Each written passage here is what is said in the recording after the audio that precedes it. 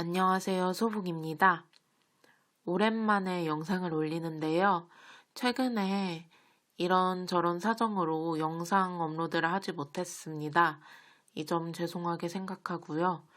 그 대신 업로드가 늦어진 만큼 이번에 가져온 책들은 좀 고민해서 고른 책들이라 자신이 있어요. 영상은 최근에 제가 잘 읽은 책 5권을 소개해드리는 영상입니다. 그럼 영상 시작하겠습니다.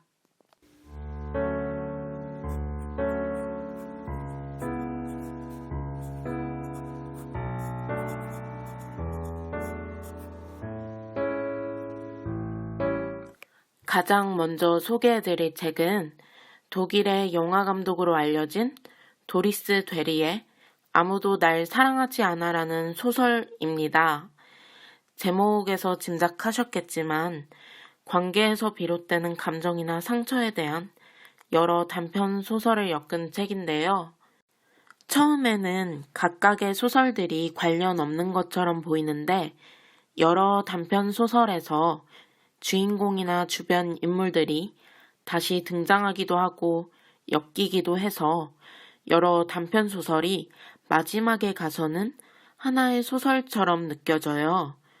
저는 이런 소설의 형식이 우리가 사는 세상의 모습을 닮은 것 같은 느낌이 들었습니다. 마치 각각의 사건을 겪고 각자의 삶을 살지만 한 세계 속에 존재하는 우리들 모습처럼 말이죠. 제가 이 책을 읽게 된 건 도리스 되리 감독님의 파니 핑크라는 영화를 보고 당장 감독님의 팬이 되었기 때문인데요.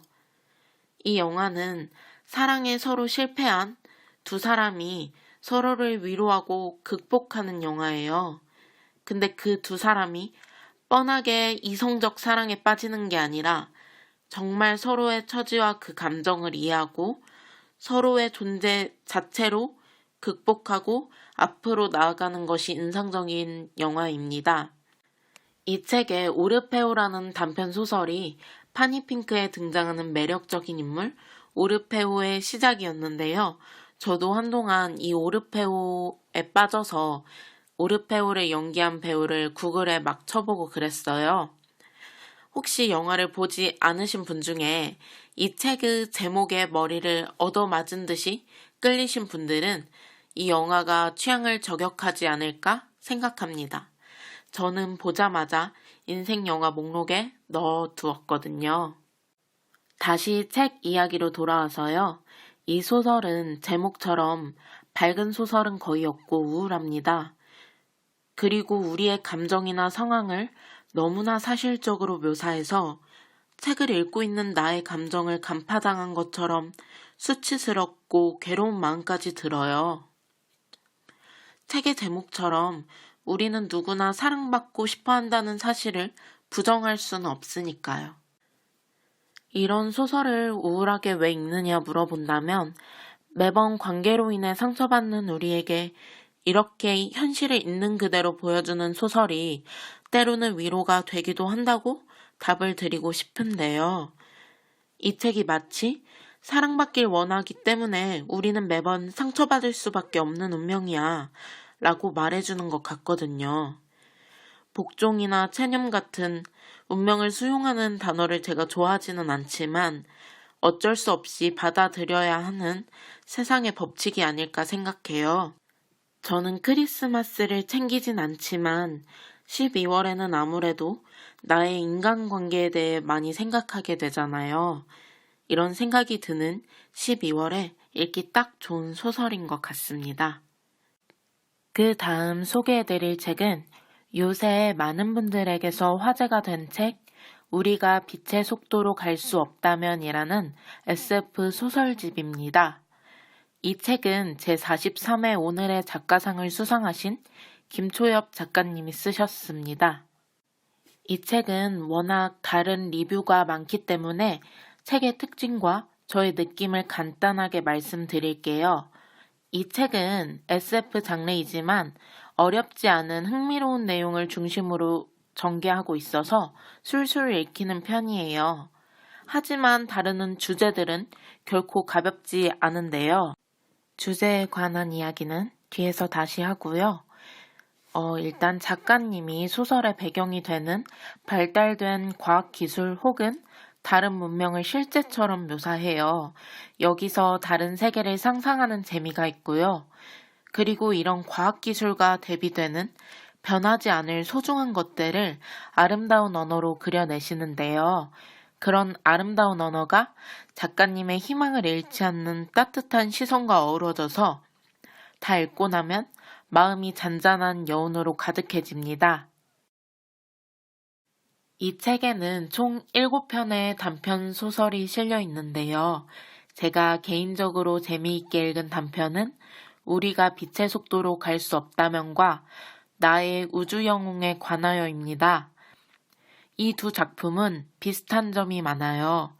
이 작품의 세계에서는 모두 내부적 결함을 해결하지 못한 채 우주로 무한히 팽창하려고 해요. 그런데 주인공들은 기술과 과학의 진보 앞에서 팽창하려는 흐름에 과감히 이탈합니다. 그 주인공들은 그것도 아주 멋진 여자 주인공인데 말이죠. 참고로 이 책의 소설들은 여성 서사입니다. 아무튼 그 용기 있는 모습에 전율을 느낄 수 있었고, 그런 결단에서 과학기술로 계속 팽창하는 세계가 정말 필요한 것인지 생각해보게 되어 인상 깊었습니다. 또 나의 우주 영웅에 관하여는 여성 외국인 등 다양한 약자에 대한 관심을 잃지 않은 점도 좋았어요. 이 소설에서 상기시키는 주제들은 현재에도 충분히 적용 가능한 주제잖아요. 과학기술은 지금도 진보하고 있지만 우리의 세계가 진보하고 있는지는 의문이 들 때가 많잖아요. 오히려 우리의 소중한 것들을 잃는 경우도 많고요. 이 책이 많은 분들이 사랑해주시는 이유 중 하나는 저처럼 공감하는 분들이 많기 때문이 아닐까 생각했습니다. 그 다음 소개해드릴 책은 고명섭 작가님의 책 2권, 지식의 발견과 광기와 천재입니다. 고명섭 기자님은 제가 예전에 니체 극장이라는 책을 추천할 때 잠깐 소개해드렸는데요. 직업은 기자이자 작가이십니다. 니체 극장을 감명 깊게 읽어서 작가님의 다른 책에 관심을 갖게 되었고 이 두 책도 그렇게 구매한 책입니다.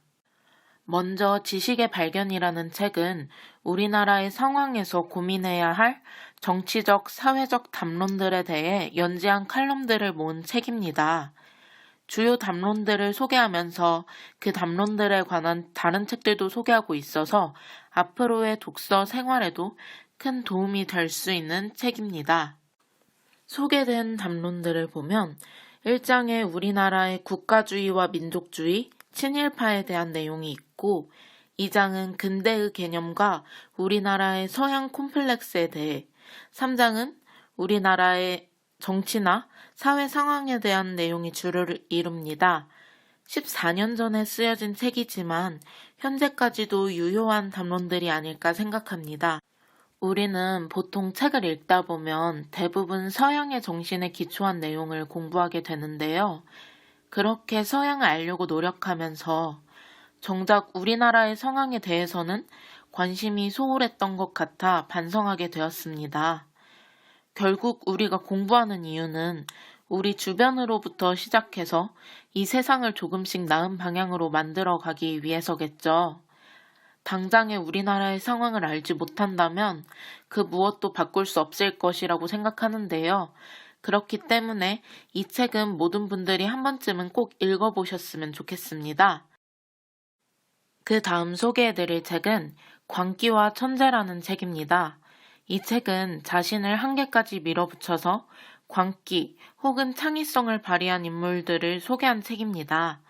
나오는 인물에는 히틀러, 네차예프, 조제프 푸쉐, 루소, 나스메 소세키, 카프카, 비트겐슈타인, 하이데거, 푸코가 등장합니다.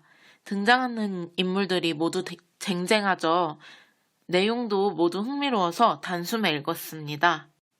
이 책은 작가님이 심리묘사의 대가 슈테판 츠바이크의 문체를 연습하셔서 쓴 책이라고 설명하셨는데요. 그래서 그런지 지식의 발견이라는 책은 기자라는 직업에서 비롯한 논리적 엄밀성, 공정성, 날카로운 비판 등이 눈에 띄는데 반해서 광기와 천재에서는 인물의 삶을 문학적 표현으로 그려낸다는 점, 그리고 인물의 당시의 심리까지 묘사한다는 점이 인상적이었습니다. 인물들의 삶에서 기억해 둘 만한 부분을 잘 요약한 건 두말할 것 없고요.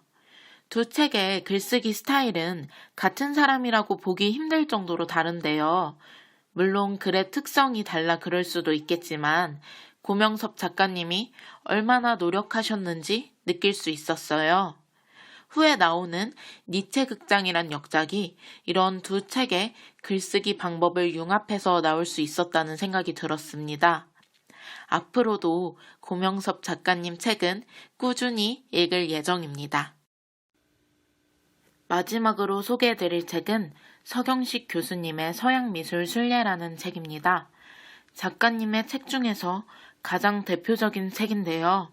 이 책은 젊은 시절 작가님이 유럽의 미술관을 여행하면서 자신에게 인상 깊었던 작품들을 담담하게 소개한 책입니다. 이 책은 방문한 코스를 명확하게 기록한 여행기라기엔 애매하고 미술 작품을 전문적으로 설명한 미술책도 아닙니다.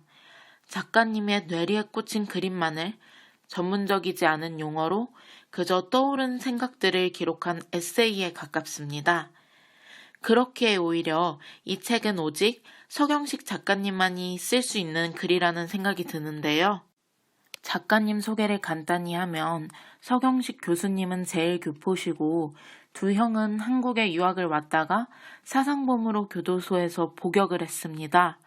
부모님은 두 형의 옥바라지를 하다 출소를 보지도 못하고 돌아가셨고요. 가족의 삶이 두 형의 복역으로 인해 완전히 달라졌겠죠. 바로 그런 고통에서 시작한 고뇌가 젊은 작가님의 글 속에 생생하게 녹아들어가서 읽는 우리들의 가슴을 먹먹하게 만듭니다. 작가님은 작품들을 보시면서 가족을 떠올리기도 하고 복역하는 형들을 떠올리기도 하고 형들처럼 억압당했던 많은 작품 속의 민중들에게 애도를 표하기도 합니다. 이런 생각들은 오로지 그 고통을 겪은 자만이 할 수 있겠죠. 진심에서 우러나온 생각들이기에 화려하지 않아도 울림이 클 수 있다는 생각이 들었는데요. 약자와 억압이라는 주제의 책을 많이 쓰신 서경식 작가님만의 글쓰기가 궁금하다면 한번 읽어보셨으면 좋겠습니다. 네, 이렇게 요새 잘 읽은 책 5권을 소개해드렸는데요. 저에게는 너무나 다 좋았던 책들인데 여러분은 읽고 싶은 책을 발견하셨을지 모르겠네요. 그럼 이번 영상은 여기까지 마치고요. 다음에 더 좋은 영상으로 찾아뵙겠습니다. 안녕.